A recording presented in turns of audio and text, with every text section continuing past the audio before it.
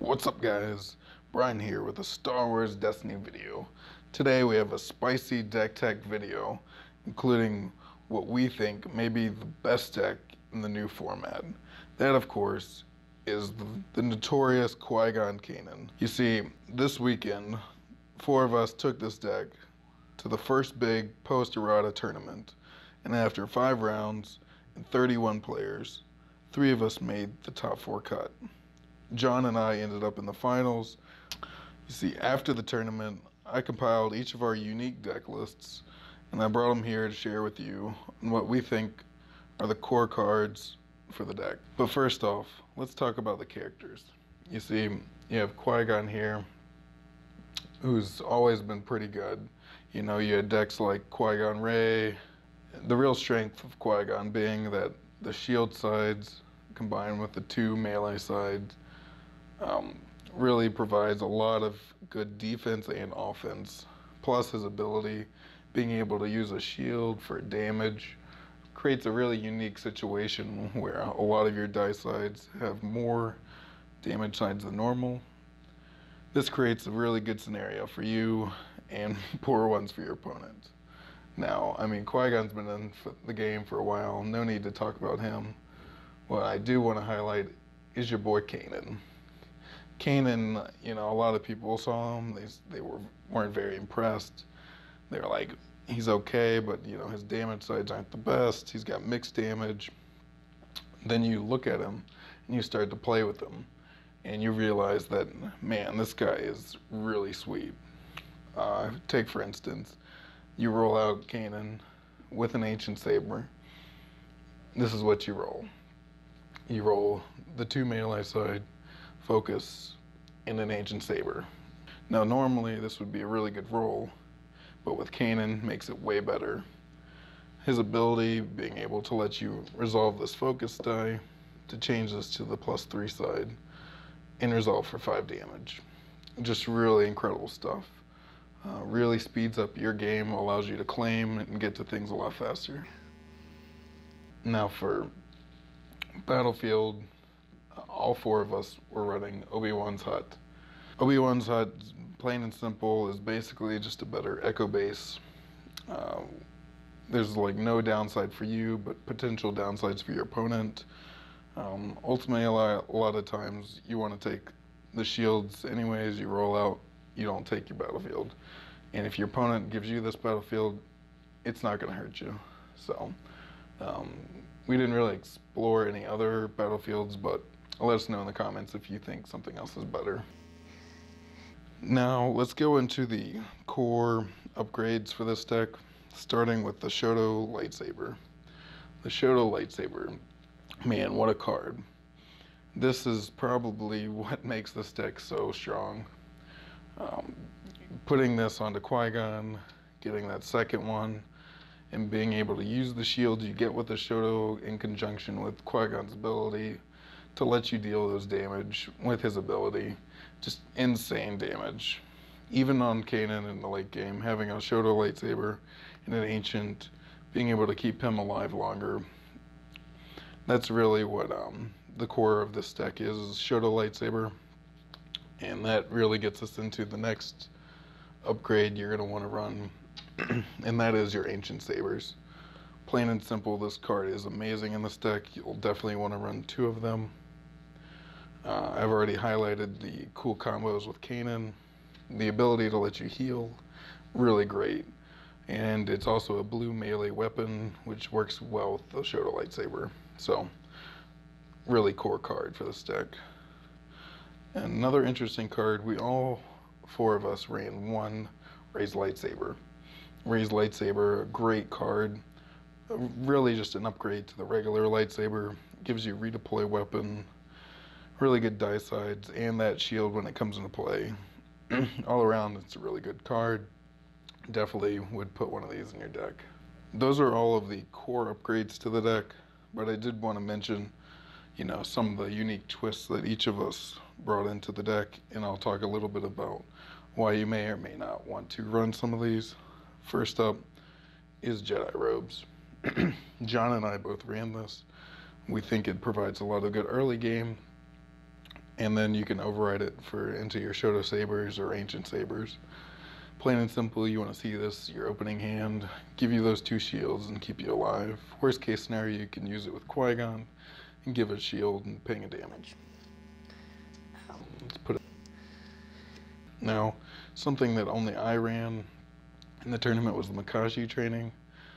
This is really just a meta call. If your meta has a lot of melee decks or this deck becomes, quite popular, I definitely could see including one of these into your deck, maybe even 2.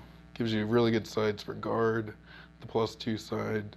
It's got a shield side, so synchronicity, really good. Like I said, it's a meta call. You'll have to see for yourself if you like this one. Another card that only I was playing, I was trying out the Force Training. Once again, it's not a melee upgrade or weapon, so it won't work with Shotos. But what it does do is have really good sides on it. There's really no bad sides on this card other than the blank. You can use the special to deal the damage and give a shield to Quigon, which means you can actually do 2 damage with its special. It's got the +2 melee, which is great. The focus, really good card, just no redeploy, and it's not a weapon. So if you're going for a little bit more upgrades, this is a good option. But there's certainly other things to consider. Lastly, for the two cost upgrades, I wanted to mention Vibroknife. Now, Will mentioned that he was running this upgrade in his deck. He told me after the tournament that he liked it, even though post-errata changes. However, it's one of those cards, if you're seeing a lot of shields, you might want to consider running it, but it's not really core to the deck. It doesn't work with Shoto Saber, and it'll just give you a few more extra unblockable damage. So, if that's what you're seeing, maybe you want to include it. Next, I want to talk about a few other upgrades that you might want to consider, starting with one of my favorites, the Force Speed. Now, this card was a staple in all Qui-Gon Ray decks. Now you have this deck. It's not quite quintessential. However, I do like it for putting out cards faster, the focus side, the shield side. It's all about if you can fit this card into your deck. If you have it and you have space in your deck, definitely include probably 2 of these in your deck. Now, Force Illusion is a card that all 4 of us were running. However, at the end of the tournament, we all 4 said we did not like Force Illusion. It seems like you really rarely want to draw it. Later in the game, you're running out of cards, you're not really wanting to mill yourself 3 more. There's just other cards that seem to be better. It takes up an upgrade slot, so maybe if you have 3 upgrades on your character already, it just, there's a lot of problems when playing it, and we didn't like it. Maybe you will, but that's just our 2 cents. Lastly, I wanted to talk about some of the 3 cost upgrades that weren't mentioned before. Now, Luke, John's brother, was running more 3 cost upgrades than all of us. He's running all of these. But if you're going to do this, you definitely want to include reaping the crystal to get you these 3 cost upgrades out for cheaper. Me and John personally didn't go this route. We didn't run any of these upgrades, though I could consider maybe putting in a Luke Saber, maybe a handcrafted light bow. But definitely, if you want to run these, I'd definitely put in 2 reaping the crystals. Well, that's it for upgrades. Let's move on to the core abilities for this deck. So I'll just leave out the core upgrades, put these optional cards to the side. Let's pull out the events here. Now, starting off, and this card works really good with reaping the crystal, is we all played 2 lightsaber pulls. As you can kind of see, you really want your core upgrades. You want your Shoto Sabers and your Ancient Sabers, and the best way to get them is to run 2 lightsaber pulls. It brings more consistency to the deck, just lets you get your core cards faster. Great card. We both would run 2 of each of these. Next, pretty obvious choice is Caution. Two of these. Caution is a great early game tool, removing one of your blanks, one of your sides that rolls, maybe a one shield, maybe the one disrupt on Kanan, or even just a one melee. This allows you to remove that die and put 3 shields on the character your opponent's trying to kill. Stalling until that mid game when you hit your power spike, when you get your Shoto sabers, your ancient sabers out. Not really want to go in depth. This card is great. Another card that needs no explanation is your Synchronicity. Now, Synchronicity needs no introduction. This card, 0 cost, dealing 2 unblockable damage. This card was insane in Quigon Ray, and is even more insane in this deck. Just getting 2 damage for free, basically rolling out shield and melee sides anyways, auto include in this deck. Another auto include would be Guard. 2 guards. Removal in this deck is very slim to none, but this card is one of the most efficient removal cards you've got. Just a really good removal tool. Being able to Kanan focus into melee side and then guard provides really insane plays. Blue hero removal card out of hand right now. It's one of the few cards that you don't have to have your dice in the pool to remove their dice. So you're definitely going to want to run this card in case to get you out of those sticky situations where your opponent rolls in first with rolls in really good sides. And lastly, the core events, Force Misdirection.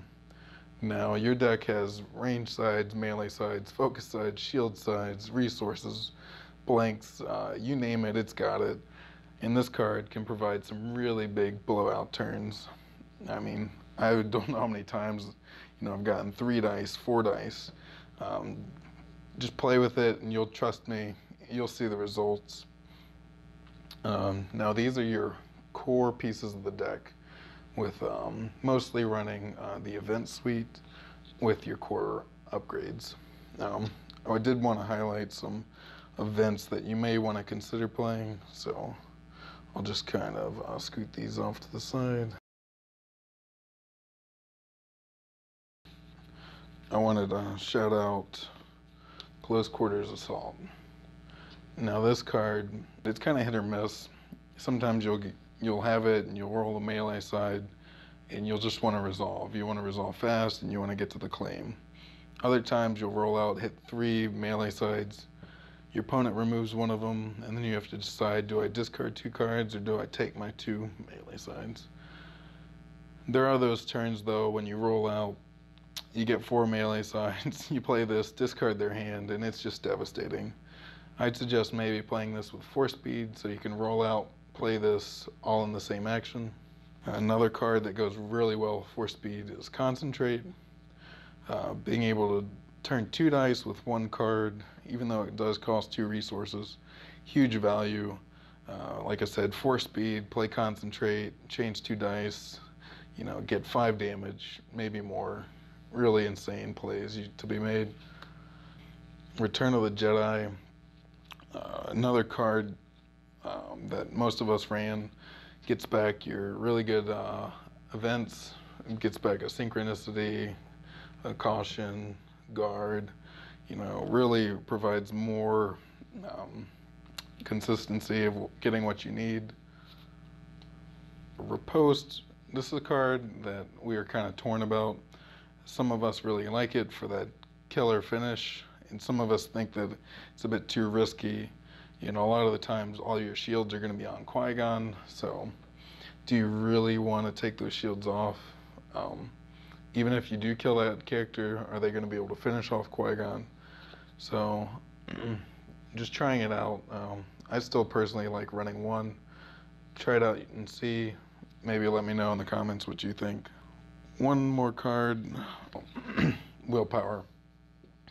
Willpower, I think, one of the stronger, most underrated cards in this deck. A couple of us weren't running it, but being able to heal 1 damage, essentially, and put that damage onto a character that's unblockable, provided a lot of finishes for me, provided a lot of sustainability.